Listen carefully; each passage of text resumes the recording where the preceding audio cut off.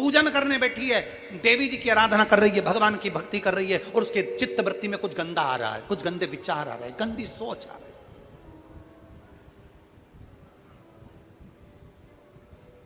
अपने अंदर गंदे विचार, गलत सोच आ रही है। शिव महापुराण की कथा कहती है,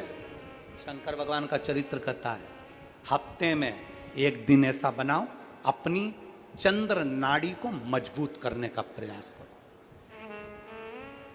जब तुम्हारे गलत विचार आ रहे हो ना,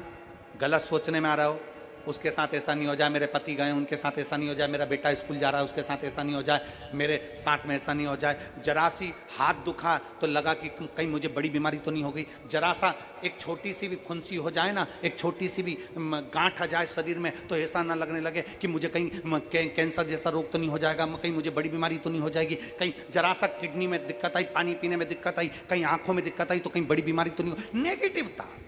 गलत सोच, गलत विचार, गलत दृष्टि। ऐसे कई लोग हैं जिनकी सोच में ये गलत चीजें आती रहती है। और प्रयास करना, पितृपक्ष की आज रवि प्रदोष की इस कथा को सुनकर प्रयास कर देखना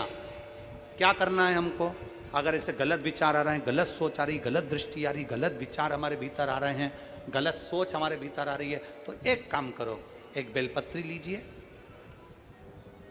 सावधानी से समझ लेना, एक बेलपत्र लीजिए और उस बेलपत्र की ये जो दो डंडी है और एक बीच की डंडी है, इसके मध्य की जो जगह है, चैनल वाले अगर दिखा रहे होंगे तो आप लोगों के स्मरण में होगा, बीच की पत्ती और ये दो पत्ती के बीच में जो जगह होती है, इस बीच वाली जगह पर पीला चंदन पूरे तरह से उसका लेपन कर लीजिए, पूरे तरह से पूरी चंदन से लेपन कर लो बीच की जगह को। बीच वाली पत्ती, दो पत्ती, उसके बीच की जो जगह है उसमें पीले चंदन का लेपन कर लीजिए। हफ्ते में एक बार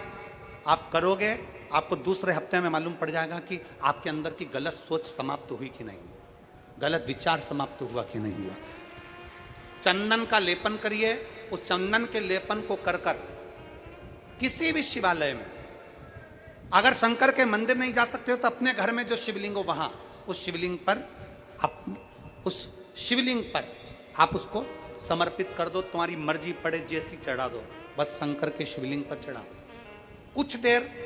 मंदिर में हो तो नंदी के पीछे, अगर मंदिर में हो तो नंदी के पीछे, और घर में हो तो किसी भी स्थान पर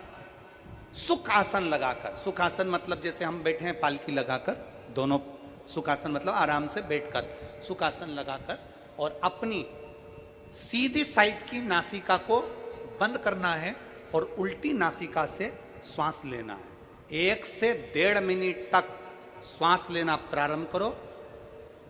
अपने शरीर में एक चंद्र नाड़ी होती है। भगवान शंकर ने जब चंद्र की काया का रोग समाप्त करा था,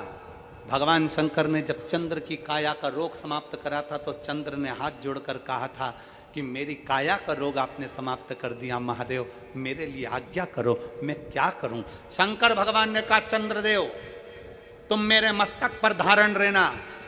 और संसार के जितने भी मनुष्य हैं, इन मनुष्य के अंदर चंद्र नाड़ी में तुम विराजमान रहना। सुनो चंद्रदेव, जब मनुष्य गलत विचार करे, गलत सोच करे, गलत दृष्टि रखे, उस समय पर अगर तुम्हारी चंद्र नाड़ी प्रबल हो जाए तो उसकी बुद्धि में से गलत विचार समाप्त हो जाए,